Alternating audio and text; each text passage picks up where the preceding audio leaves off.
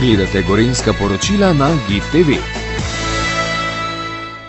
Lepo pozdravljeni, Peter Svetina, varuh človekovih pravic. Namen današnjega obiska v Radovljici? Namen današnjega obiska v občini Radovljica je odprtje varuhovega kotička, v katerem predstavljamo naše delo, da se približamo občankam in občanom posameznih občin.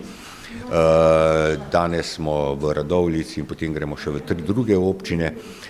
To je kotiček namenjen temu, da ljudje tudi fizično dobijo informacijo o nas, tako da dobijo informacije in da lahko potem pristopijo k nam in se na nas obrnejo s svojimi težavami.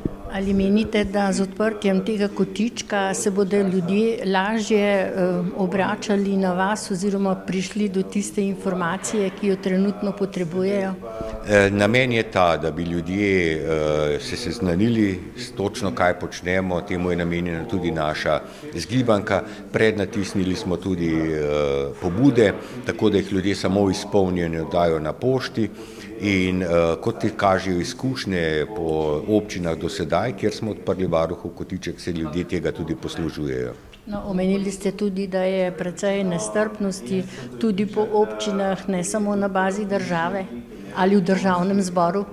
Tako je, ni zgolj v državnem zboru ali pa na nivoju države, ampak vsak od nas je nekje tudi neki vzpodbujevalec nestrpnosti, če ne pazi na to, kako izraža svojo javno besedo. In tudi po občinah, v občinskih svetih se velikokrat sliši nestrpnost, lahko bi rekli tudi sovražni govor. Obiskali pa boste tudi še 3 druge občine na Gorenjskem in verjetno prav tako po istem sistemu kotiček? Tako je.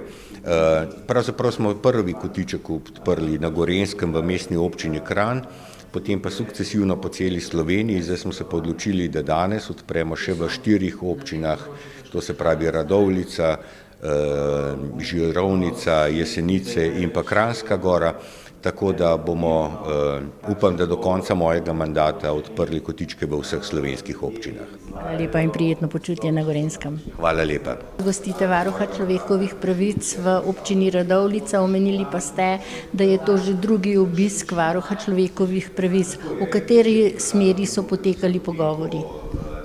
No, predvsem je smiselno to za ta kotiček, kjer je predstavljena dejavnost varuha in pa predvsem, da lahko pridejo do določenih formularjev, preko katerih se lahko prijavijo s svojimi težavami.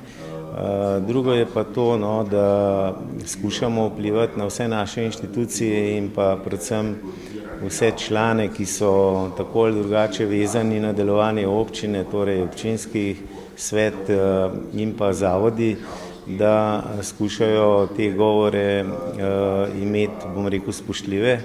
In sem prepričan, da tudi s tem prihodom in obveščanjem vseh občank in občanov, da nam bo to tudi uspelo. Oba sta omenila sovražni govor in pa nestrpnost. Ja, res je.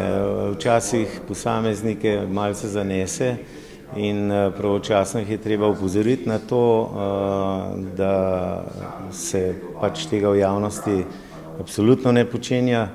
No, in jaz sem prepričan, da smo na dobri poti, glede na to, da tudi sam varuh nima nobenih pobud iz naše občine. Smatram, da smo na tem nivoju kar zelo visoko. Ali tudi vi kot župan ta kotiček, ki predstavlja oporo za vse občane in občanke, pozdravljate? Seveda, pogledajte, mi smo za to odprti. Ta kotiček je zelo pomemben, ker je tudi v klasični izvedbi, ni v elektronski obliki, tako da si lahko vsi pogledajo, katero področje jih v bistvu zanima in na kakšen način lahko težave in tegobe sporočijo prvo samemu varuhu.